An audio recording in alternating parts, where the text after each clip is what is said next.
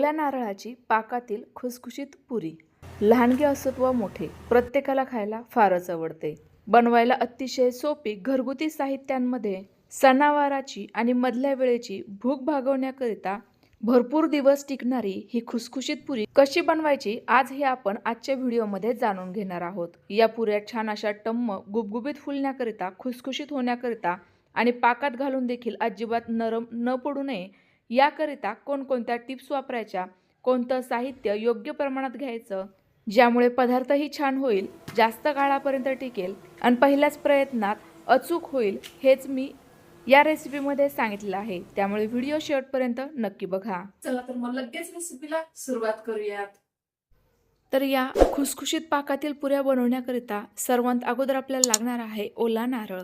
तर या ओल्या नारळाची काळी पाट पूर्णतः काढून टाकायची आहे. जर तुमच्याकडे ओल्या नारळाचा चव असेल तर तुम्ही डायरेक्ट वापरू शकता किंवा मग माझ्यासारखा हा मिक्सरला फिरवून घ्या. या ओल्या नारळाचे कितीही आपण छोटे छोटे तुकडे केले आणि मिक्सरला फिरवलं तरी देखील थोडेफार मोठे असे कण शिल्लक राहतात. त्यामुळेच मी यासोबत घालते 2 ते 3 चमचे दही. दही आपल्याला या नारळासोबतच फिरवून घ्यायचं आहे. यामुळे ओल्या नारळाला थोडासा ओलावा येईल आणि ते व्यवस्थित असं बारीक दळलं जाईल, एकदम पेस्ट स्वरूपात. आता तुम्ही असं न करता डायरेक्ट जर नारळाचा चव वापरत असाल तर त्यामध्ये मोठे असे कण नाही आहे ना, याची मात्र खात्री करून घ्या. बघा, या स्वरूपात एकदम छान अशी मौसूत मी या ओल्या नारळाची पेस्ट तयार करून घेतली आहे. आता ही जरा वेळाकरिता साईडला ठेवू आणि लगेचच कणिक भिजवायला घेऊयात. तर त्यासाठी आपल्याला लागणार आहेत 1.5 कप मैदा. स्वच्छ चाळून घ्यायचा, कारण या दिवसांमध्ये बऱ्याचदा यामध्ये अळीजाळी होऊ शकते. आणि सेम मेजरिंग कपाने अर्धा कप बारीक रवा. रवा अवश्य घाला, यामुळे पुरीला छान असा खुसखुशीतपणा येतो. आता अगदी चिमूट ते 2 चिमूट इतकं मीठ घालायचं आणि पुरी नरम पडू नये याकरिता फक्त 2 चमचे कडकडीत तेलाचं मोहन घालायचं. तेलाऐवजी तुम्ही तुपाचाही वापर करू शकता. तेल एकदम कडकडीत गरम असल्यामुळे हे हळूवार व्यवस्थित असं या पिठाला चोळून घ्यायचंय. मैद्याच्या आणि रव्याच्या प्रत्येक कणाला तेलाचा अंश लागला जायला हवा. या पद्धतीने ते व्यवस्थित असं चोळून घ्या आणि याचा बघा या पद्धतीने मुटका बांधला जायला हवा. या पद्धतीचं तेलाचं किंवा तुपाचं मोहन असावं. तेल हे मी घातलेल्या प्रमाणापेक्षा जास्तही नको किंवा कमीही नकोय. लगेच आता यामध्ये तयार करून घेतलेली ओल्या नारळाची पेस्ट घालू. ही पेस्ट बनवताना मी दह्याचा वापर केला. तुम्ही ताक किंवा मग पाणी देखील वापरू शकता. यामुळे जास्तीचा काही फरक पडणार नाहीये, पण दही वापरल्यामुळे ना टेस्ट फार छान येते. अगदी आपण बालुशाही खातोय की काय असं वाटतं, म्हणून मी दह्याचा वापर केला. आता ही पेस्ट या पिठामध्ये व्यवस्थित अशी मिक्स करून घ्यायची आहे आणि कणिक एवढ्याच मिश्रणामध्ये भिजवून घ्यायची आहे. अजिबात एक्स्ट्राचं पाणी घालायचं नाही, कारण आपल्याला ही कणिक एकदम छान अशी घट्टसर भिजवून घ्यायची आहे. कारण ही कणिक जर आपण सैलसर भिजवली तर पुऱ्या नरम पडू शकता. त्यामुळे बघा, इतपत आपल्याला ही कणिक छान अशी घट्टसर भिजवून घ्यायची आहे. आता ही जरा वेळ झाकून साईडला ठेवून देऊयात, कारण यामध्ये रवा आहे तो व्यवस्थित फुलला जायला हवा. तोपर्यंत आपण लगेचच साखरेचा पाक बनवून घेऊयात. या स्टेपने जर तुम्ही या पुऱ्या बनवल्या तर अगदी परफेक्ट व्यवस्थित होतील, वेळही वाचेल.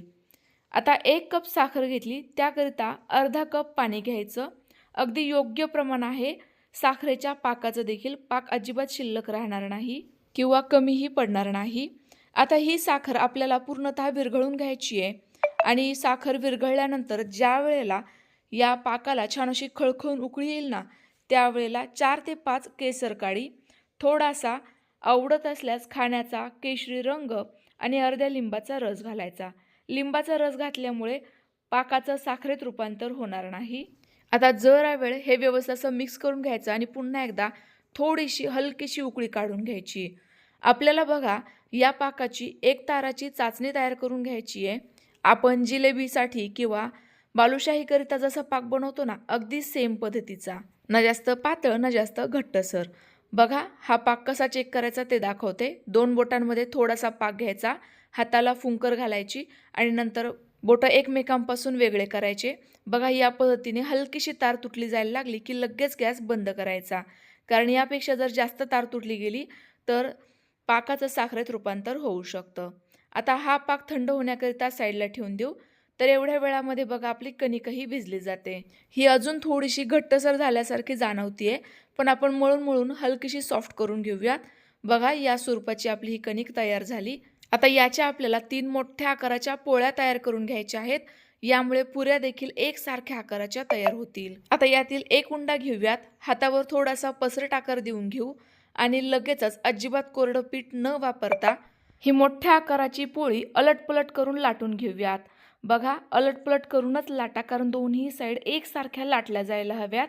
नाहीतर मग काय होतं माहिती आहे का, खालच्या साईडने ही पुरी जाड राहते आणि वरचा पापुद्रा पातळ होतो आणि मग ती पुरी व्यवस्थित कडक होत नाही, कुरकुरीत होत नाही, तर लवकर नरम पडते. तर बघा मी तुम्हाला दाखवते ही कितपत पातळ लाटून घ्यायची आहे. बघा रेग्युलर पुरीपेक्षा थोडीशी पातळ लाटायची, अति जास्त ही पातळ नको. जास्त पातळ असेल तर ती फुलणार नाही आणि जाड राहिली तर लवकर नरम पडेल. आता या मोठ्या पोळीचे आपल्याला छोट्या पुऱ्या तयार करून घ्यायच्या. त्याकरिता बघा मी या साईजचा ग्लास घेतला. या ग्लासाच्या मदतीने या पुऱ्या कट करून घेते.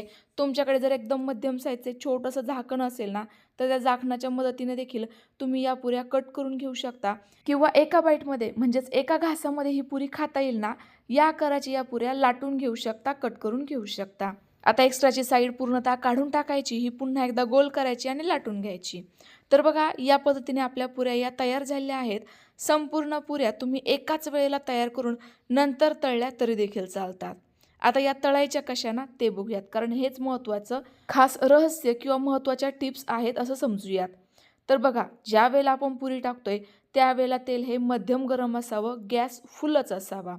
एकाच वेळेला तुम्ही 3 ते 4 पुऱ्या पण टाकू शकता.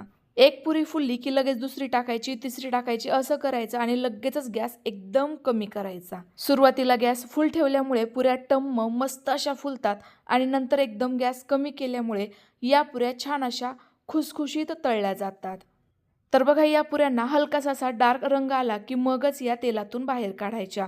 पांढरटसर ठेवायचे नाही, त्या पुऱ्यांना चांगल्या लागत नाही.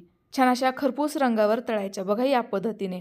आता ही पुरी एकदम मंद गॅसवर तळती ना, तर ती जेवढी छान तळली जाईल तेवढी ती छान अशी खुसखुशीत होईल. तर बघा सुरुवातीला तेल हे व्यवस्थित गरमच असावं, ही पण टिप्स महत्त्वाची लक्षात ठेवायची. बघा या पद्धतीने मी आता संपूर्ण पुऱ्या पटापट तळून घेते. पाक आपला पूर्णतः थंड झालेला असल्यामुळे साईडला मी अगदी हलकासा कोमट करायला ठेवलेला आहे. या पाकामध्ये कितीही वेळ बोट बुडवलं तरी देखील अजिबात चटका बसणार नाही, परंतु हा थोडासा गरमपणा जाणवेल इतकाच हा पाक गरम असावा. जास्त गरम पाकामध्ये पुऱ्या बुडवल्या तर त्या 100% नरमच पडतात आणि एकदम थंड पाकामध्ये जर या पुऱ्या टाकल्या तर त्या पाक व्यवस्थित शोषून घेत नाही. तर त्यामुळे ही टिप्स व्यवस्थित लक्षात ठेवायची. पुऱ्या या अगदी व्यवस्थित अशा दोन्ही साईडने अलटपलट करून पाकामध्ये 1-2 मिनिटाकरिता बुडून ठेवायचे, यामुळे त्या पाक व्यवस्थित शोषून घेतील. आता या पुऱ्या व्यवस्थित पाकात भिजल्या की नंतर लगेचच या साईडला बाहेर काढायची तयारी करायची. तर त्याकरिता बघा मी एक ताट थोडंसं एक साईडने थरती करून ठेवलेलं आहे.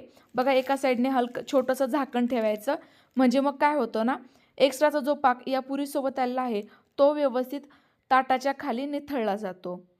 पुऱ्या पाकामध्ये व्यवस्थित अशा मुरल्या किंवा कोट झाल्या पाकातून व्यवस्थित अशा बाहेर काढायच्या आणि या ताटावर ठेवायच्या. सेम पद्धतीने मी संपूर्ण पुऱ्या बनवून घेतल्या. तर बघा एवढ्याशा पिठामध्ये किती साऱ्या या पुऱ्या तयार झालेल्या आहे. या तुम्ही गौरी गणपती, रक्षाबंधन, नारळी पौर्णिमेला नक्की बनवून बघा. बनवायला अतिशय सोप्या आहेत, खात्री आहे तुम्हाला नक्की आवडेल. आता ही पुरी पाकातून काढल्यानंतर जरा वेळ मी कोरडी होऊ दिली, सेट होऊ दिली. नंतर तुम्हाला दाखवतीये बघा काय मस्त अशी खुसखुशीत झाली आहे ना, अगदी तोंडात जाताच विरघळणारी खाज्याप्रमाणे. आता या पुऱ्यांमधील एक्स्ट्राचा पाक पूर्णतः निथळल्यानंतर कोरड्या झाल्यानंतर तुम्ही हवाबंद डब्यामध्ये भरून ठेवा. तर तुम्ही या पुऱ्या यापूर्वी कधी ट्राय केल्या आहेत का, मला कमेंट्स करून नक्की कळवा. रेसिपी आवडली असल्यास लाईक करा आणि जास्तीत जास्त शेअर करा. माझी ही रेसिपी पहिल्यांदाच बघत असाल तर आपल्या खाद्यप्रेमी चॅनलला नक्की सबस्क्राईब करा. शेजारील बेल आयकॉन देखील नक्की प्रेस करा. पुन्हा एकदा भेटूयात अशाच एखाद्या छानशा नवीन रेसिपीसोबत. तोपर्यंत बाय बाय.